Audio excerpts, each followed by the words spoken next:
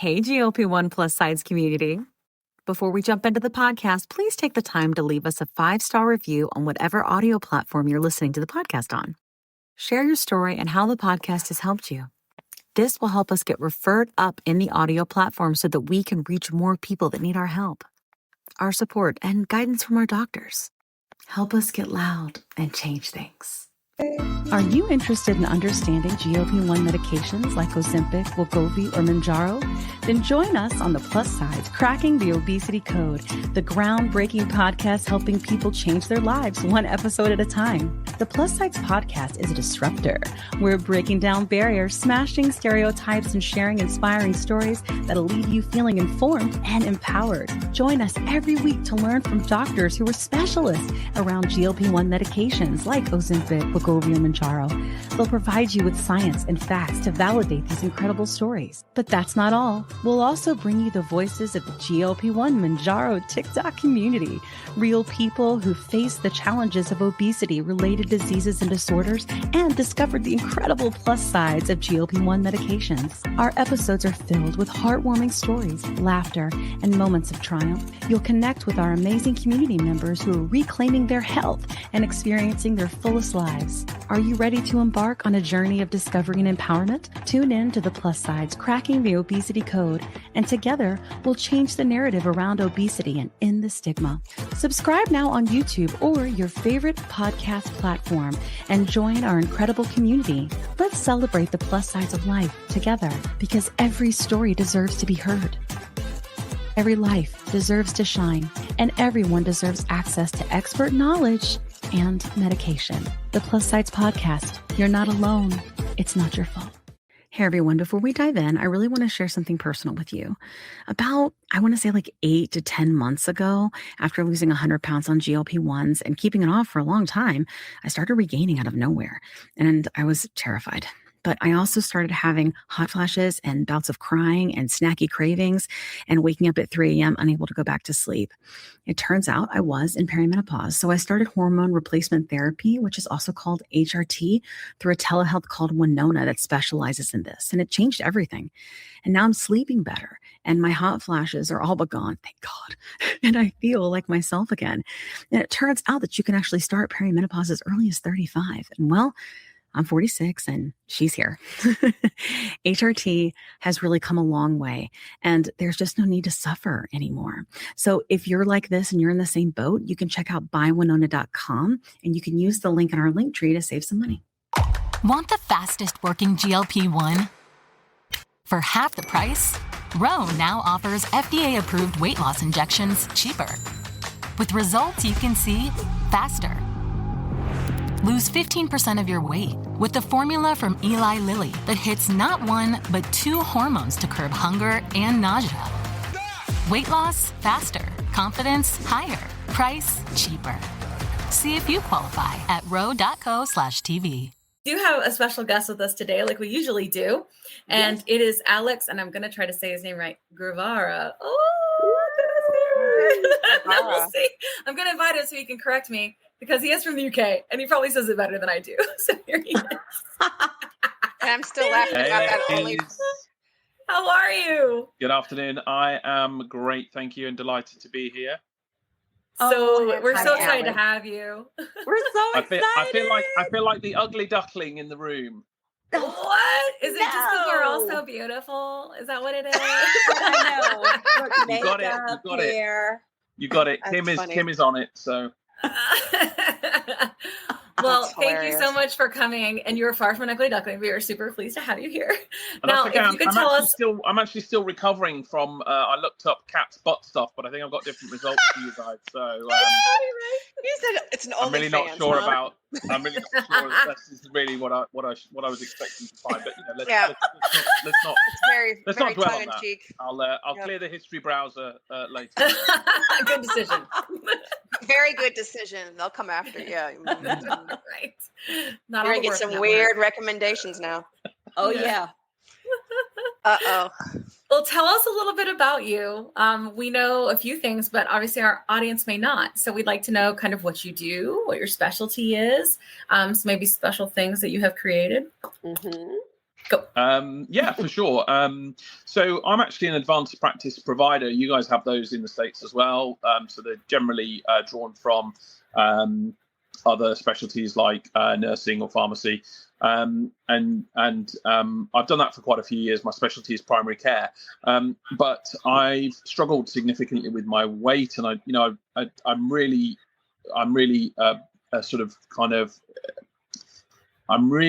interested to hear you guys talk about this trauma issue.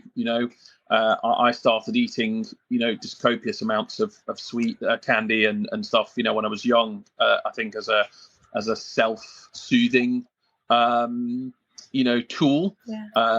And so, have always struggled with my weight, and have always had those sort of ups and downs, and, looked at the handsome buff men on television and thought, why can't I? But that doesn't get us anywhere. So, but yeah, I struggle with my weight. I think my weight hit my all-time high probably about 4 years ago or something like that. And I had a wealth of problems with that: sleep apnea, breathlessness, really quite bad asthma, terrible sleep generally, quite hard to play with my kids, difficult to bend over and tie your shoelaces. So some stuff that is, you just kind of get really, really low about it, I think. And at that point, it's kind of difficult, isn't it, when you're seeing other people and trying to give health advice to other people and prescribing medications to help other people. Yeah. But this was kind of, this is a good few years ago. So I kind of just researching, weight loss and what would help me. I kind of stumbled across what was then Ozempic, which was really back then the only thing that existed. Oh no, it wasn't actually. No, I'm not telling you the truth. It was Saxenda first. Saxenda. So I tried Saxenda first, which was pretty new. And did really well on that, actually. And I only swapped over to Ozempic because Ozempic came out and it was the weekly one. And the Saxenda was a pain in the butt to remember to do daily, and you're covered in bruises, looking like a pincushion. But yeah, and I did really well on them. And I had all this, I couldn't really believe it, actually, this epiphany of not wanting to go to the fridge all the time and, not hunting around the cupboards. I used to spend inordinate hours hunting around the cupboards, without this realization that actually you're not hungry, you're bored, or you're looking for the dopamine reward of how something tastes. And, that was the big factor for me. And so that really changed a lot of things. And I couldn't really understand why or how it was. I mean, you get a lot of people who say to you, this drug is not a miracle, it's not magic, it's just a tool. And actually, I don't subscribe to that. It has been magic for me, and it has been a miracle for a lot of people. So I think a miracle is in the eye of the beholder, isn't it? Yes. And my wife's reaction when she beheld me was great. So I think so that was hugely revelatory to me. And then I couldn't work out, what was going on. So I climbed into a rabbit hole that I then have spent the last kind of 3 to 4 years in,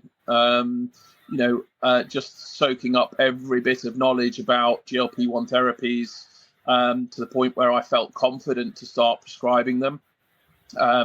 And seeing, the benefit that people had, getting that amazing, that amazing reaction from people when they say to you, I can't believe this, I'm not hungry, what is going on? What kind of voodoo is this? That sort of stuff.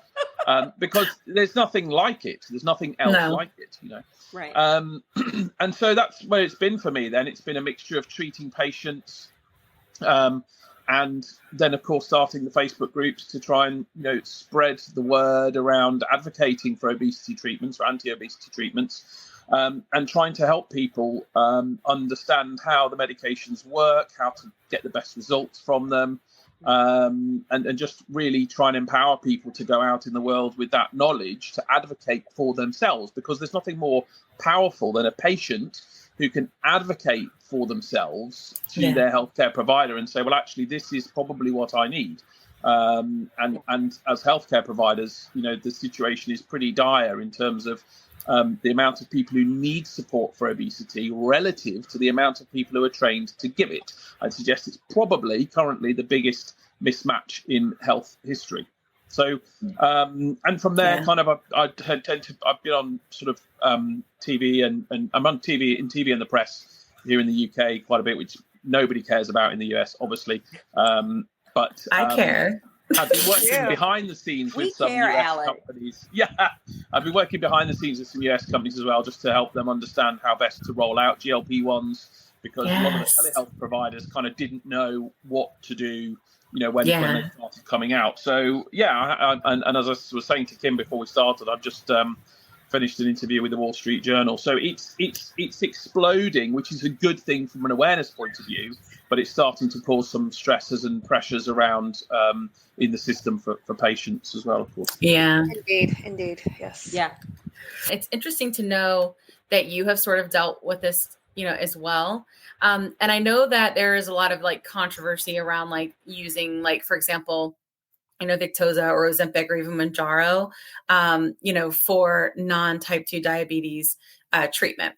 And, we've talked with some other doctors that really talked about how it's kind of the same biological dysfunction, but kind of on a spectrum at different stages. Mm-hmm. But I'm curious, in terms of Mounjaro specifically, it's a little different, right?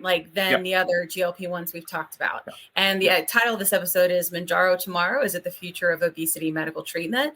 Is it going to be something that replaces surgery? And I really would just like your take on that, because something we like to do on the podcast is bring different perspectives, as opposed to just having one narrative, because I'm done with that bullshit. I want to know all the things. I want all of our people to know all the things. So how do you feel about that? And how do you feel about Mounjaro, kind of being this next class and this evolution of medication?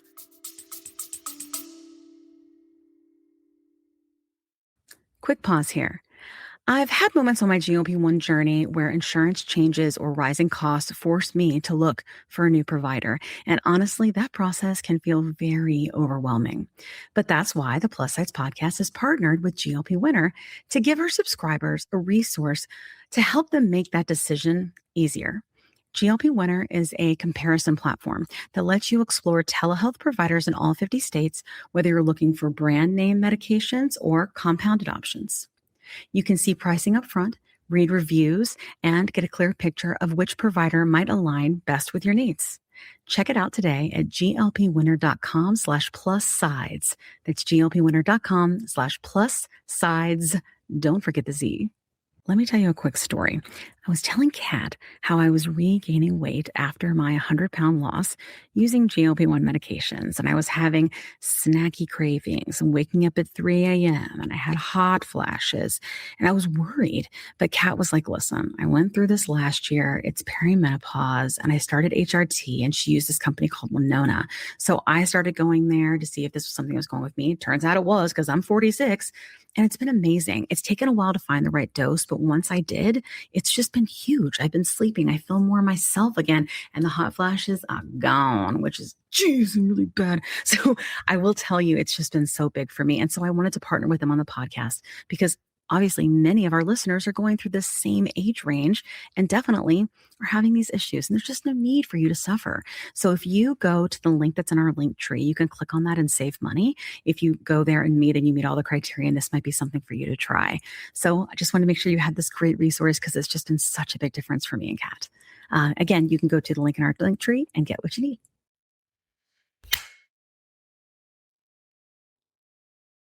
"20 seconds a week to lose 20% of your weight in a year with diet and exercise." That's the power of GLP-1s through Ro. Ro helps find the medication that's right for you, based on cost, availability, and your weight loss goals. Losing weight with GLP-1s is possible through Ro. So I think it's interesting, isn't it? We're going to look back on this conversation in a few years and probably realize what a very basic conversation it was. Because what's happening now is the floodgates have opened for the development of and the evolution of anti-obesity medications. So this is really what we like to call them now, anti-obesity medications, AOMs. like antihypertensives, and I don't subscribe, by the way, to this whole, you can't use this and this for this. It's a crock. Okay, it only exists. Yeah. It's important for people to understand it only exists because of the way that the system works in terms of saying, well, this drug has to have a wrapper, have a label, and have a marketing license. Okay, drugs have been used off label or off license, whatever you want to call it, for decades, and this is no different. What has happened is the shortages have created polarization and a little mini war where people who can't get their medication feel troubled and distressed by that, which is completely understandable. And the off-label use has become somewhat divisive. But if you can step back from that, for me as a clinician, I want to treat all my patients. I don't want to just treat these with this because this label says it's approved for this. So the whole approval thing is a bit of smoke and mirrors in terms of what these drugs do for the body, because regardless of whether you have overweight, regardless of whether you're carrying excess weight with comorbidities, regardless of whether you are pushed into this lovely class of weights that we love to push people into, you're obese class 1, class 2, class 3, you're morbidly obese, all these horrible terms that we talk about. We're so behind into I'm not going to go on a tangent, I promise, because I know it's okay. We like tangents here. But this is such a key thing. Is we've gone a long way in the medical community to make sure that we don't talk about Joe Blogs or John Doe as he is a diabetic. Okay, because what you're doing there is you're defining somebody by their illness. So he's not a diabetic. He's a person with diabetes. He's a person who has diabetes. And by the same token, nobody is obese. Okay, you are a person with obesity, or you are a person in a larger body.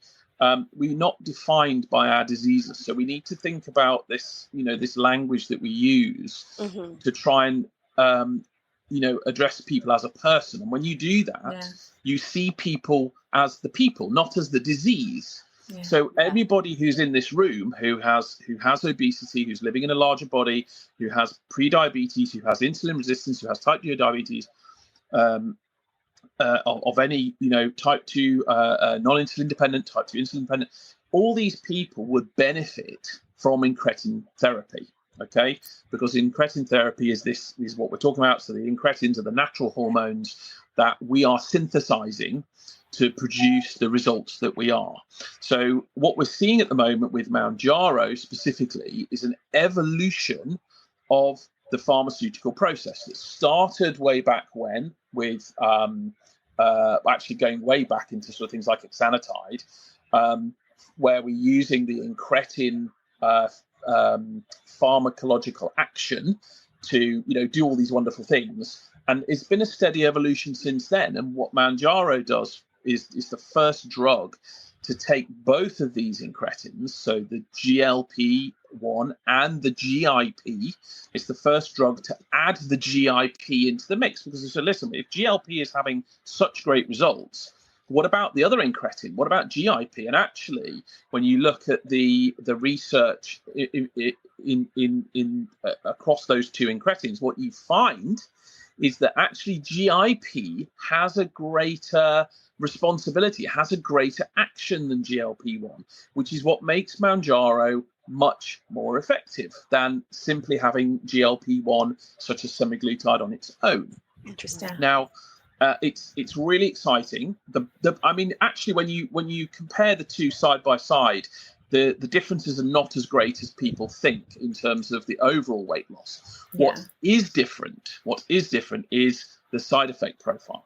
So Mounjaro has a much kinder side effect profile. Much more people suffer side effects.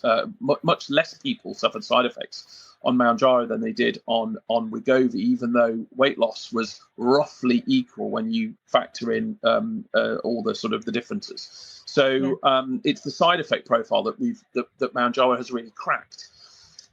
But this is what's really exciting and important is everybody's hailing Mounjaro now. But in a few years' time, Mounjaro will simply be a step on the evolutionary pathway for these medications. It will simply be another option. We might be talking about it like we talk about Saxenda now. Wasn't it great? Wasn't it great? When it came out, it's fabulous. Did you used to use Mounjaro? Yeah, I used to use it as well. But I'm on this one now, and it's way better. So the brutal truth, unfortunately, is that this is a huge money market. Money markets are forecasting that incretin therapies are going to be worth $50 billion by sort of 2030. So make no mistake that this is a train, to use Mike Albert's analogy. And I was speaking to the other day, actually. By the way, he's my obesity man crush, and by that I mean he's the best, right? he's the clinician that I just can listen to all day. So I love him. We talk about this is a common analogy, this train, getting on the train, and the train has left the station for sure in terms of obesity treatment, but make no mistake, it's also left the station for obesity treatments. And this is now the next big class of drugs that people are looking to develop to earn money for their shareholders. So you've got Novo Nordisk, you've got Eli Lilly, you've got Pfizer coming into the battle now. So Mounjaro is fantastic. There's no doubt about that. It's going to be short for some time, I think, because there's a huge demand, and it's definitely the latest evolution. But please, be clear that it is only the latest evolution that is going to get taken over in the next few years by other similar medications. So I think what's also worth mentioning is that, as we do more research, because, with drugs, you guys will know, you do a phase 1 trial, a phase 2 trial. The phase 2 trial then really gets you the permission to do the large scale phase 3. And then, the large scale phase 3 is really kind of what gets you your audience and your user base. And then we get into what I call the guinea pig stage. I say that slightly flippantly, but, phase 4, which is where the drug manufacturers monitor what is happening with patients who are using the drugs over time. Totally. And so we learn quite a lot in those stages as well. And, that what we're learning from those stages is that there are other things that these medications are doing around cardio protection and neuroprotection, so reducing some of the inflammation that we think is associated with Alzheimer's, reducing some of the load on the kidneys and being generally renally protective, protection for the heart, so reducing cardiovascular disease. So what you might see as we move forward is actually these medications, some of these medications, whether it's semaglutide or tirzepatide, you may see these starting to have approvals requested for them, FDA approvals applied for these specific indications, whether that is to reduce cardiovascular disease, whether it is to treat PCOS, et cetera, et cetera. So because obviously the wider application they can use them for, the more insurance cover they can get for them, and therefore the more more patients they can get on them. What we're learning on the GLP-1 Facebook community versus how the UK and the United States, we're already ready. We know medicine sucks in the US, but could you shed some light? Not the medication. Not the medication, excuse me. Medical care is a crapshoot. It can be a real crapshoot in the US. But what kind of differences do you see with, say, medical treatment or just, obesity treatment in the US versus UK? Great question. So it's pretty woeful in the UK. I think generally most people are probably aware by now, just from media exposure, that if you need something in an emergency in the UK, it's great. If you've had an MBA and you've broken your legs, you're going to go into really good level of care really quickly and probably get fantastic emergency care. But if you're unlucky enough to have osteoarthritis and need a knee replacement, if you're unlucky to have rheumatoid arthritis or a host of other conditions that require some sort of intervention, then you could be waiting sort of 1, 2, 3, 4 years for that. So there's a lot of there's pros, but there's also cons. Now, specifically with regard to obesity treatment here is pretty lame overall. We don't generally really recognize it particularly well as a chronic condition. Most of the obesity treatment revolves around diet and exercise programs, right? Okay. which is amazing. Right. So we're going to take the thing that caused the problem and we're going to use it for the solution. That wouldn't happen in any other area of medicine, by the way, just so we're clear. We're going to give you the food to try and fix the problem with the food. That's not a thing. So we're not really using, any advancement of therapies really to address it. There is bariatric surgery as an option, but you're looking at having to wait until you're probably over a BMI of maybe 45. And again, long waiting lists. And before that, your knees are going to be shot and your blood pressure is going to be terrible. And, you're not going to come back from some of these things, because just helping people lose weight does not reverse the damage that is done to your body over time. It just doesn't. Your knees don't grow back. The stuff that's missing in your knees that's been worn away from having too much weight on them does not grow back. The change in your blood vessels that causes high blood pressure is not magically going to disappear just because you lose weight. So we're getting to these people far too late. Now, in terms of GLP-1s, we have Saxenda and Ozempic, which are available privately. So you pay cash for those. We don't have those on the health service, the socialized health system. Wegovy was due to be launched. It's been pulled now with no release date. So it's been pushed back indefinitely because essentially Novo just do not have the supply. They're struggling to supply in the US, and you'll know that they've just announced a national shortage of all doses up to and including 1 milligram. So they just cannot make it fast enough. So we don't have Wegovy.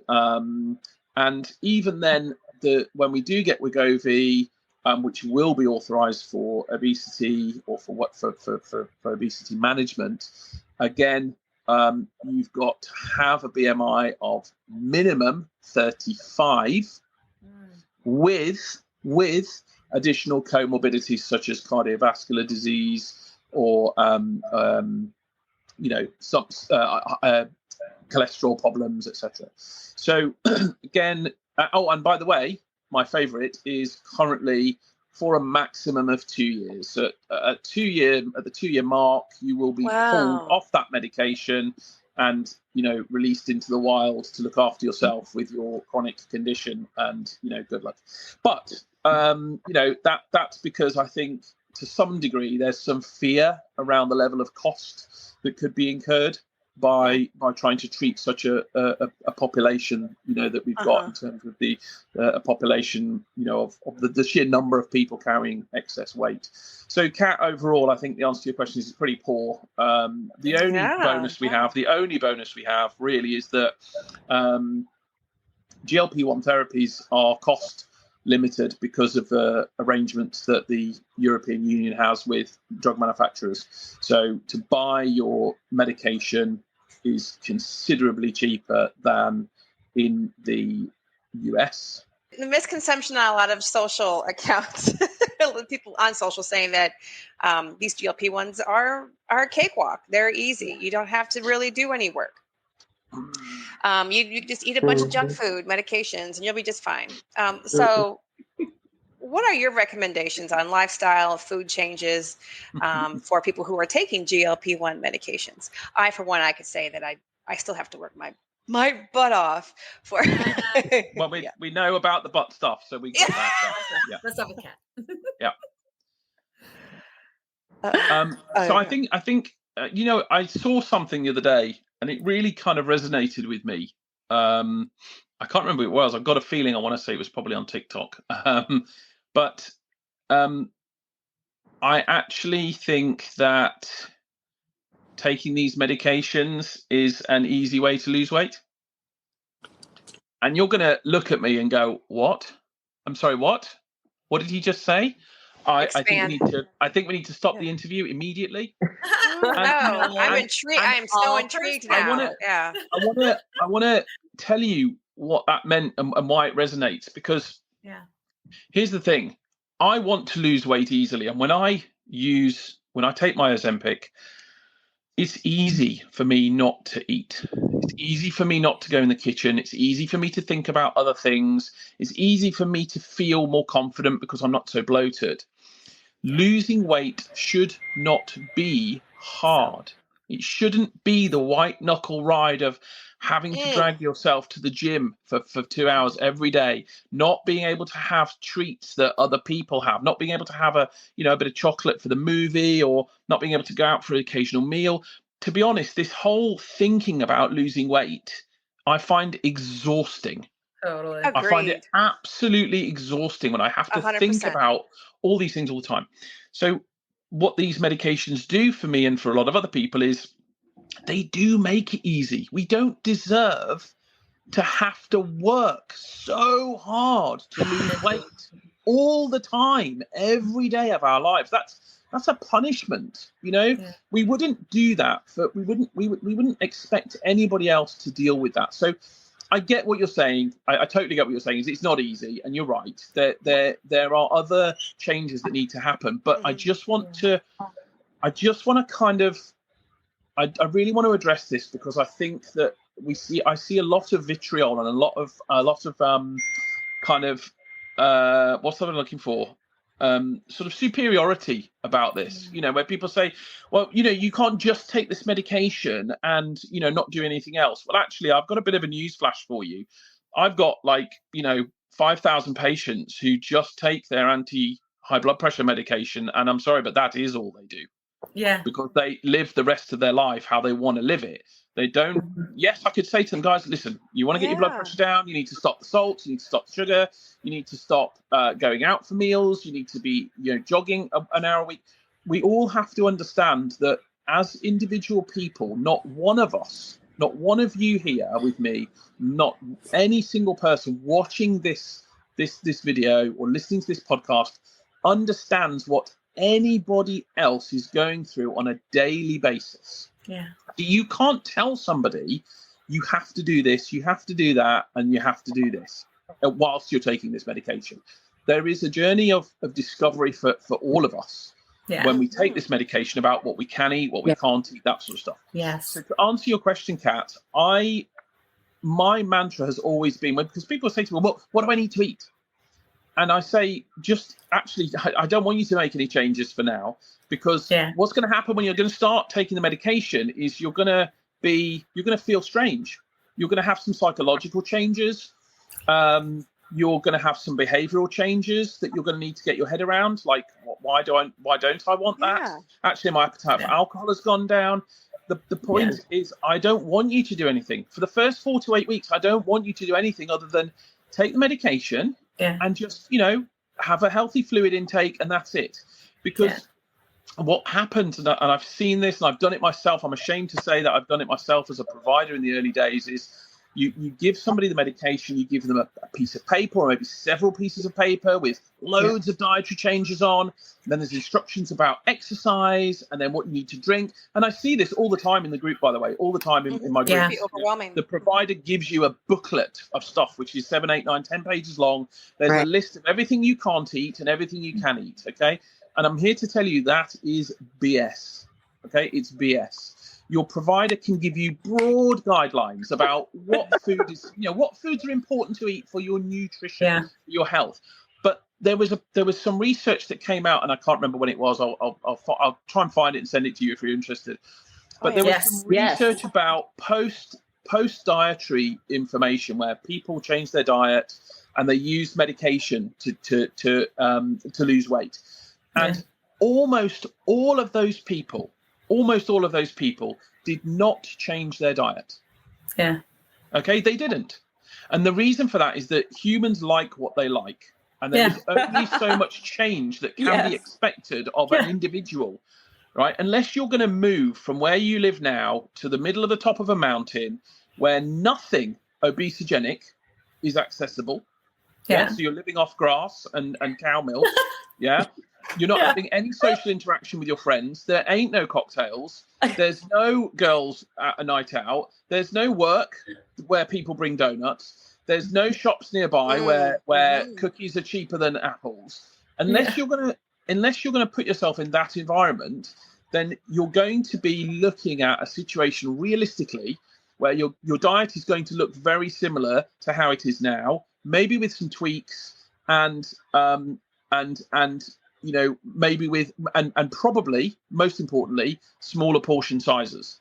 So I want to kind of disavow people of this expectation that you need some wholesale 180-degree dietary change overnight, because the way that the human brain is built is that it will protect you from any stressful trauma that it sees, and drastic change, whether you like it or not, is proven to be stress and trauma for the human brain.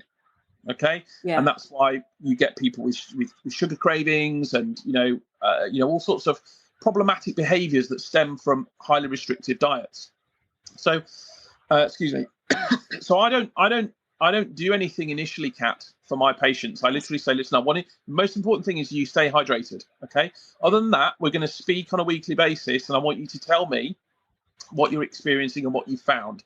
And when you're kind of into the routine of taking your medication each week and drinking your fluids and, you know, focusing on sleep, because I tend to focus on sleep before nearly anything else, then we'll talk about what dietary changes we can make. And we're just going to talk about adding. This is what I do, Kat. I talk about adding. So dietary changes are often focused on in a restrictive or removal. So I like to add. Okay, so you can eat what you want, but I want you to add some vegetables. I want you to add some fiber.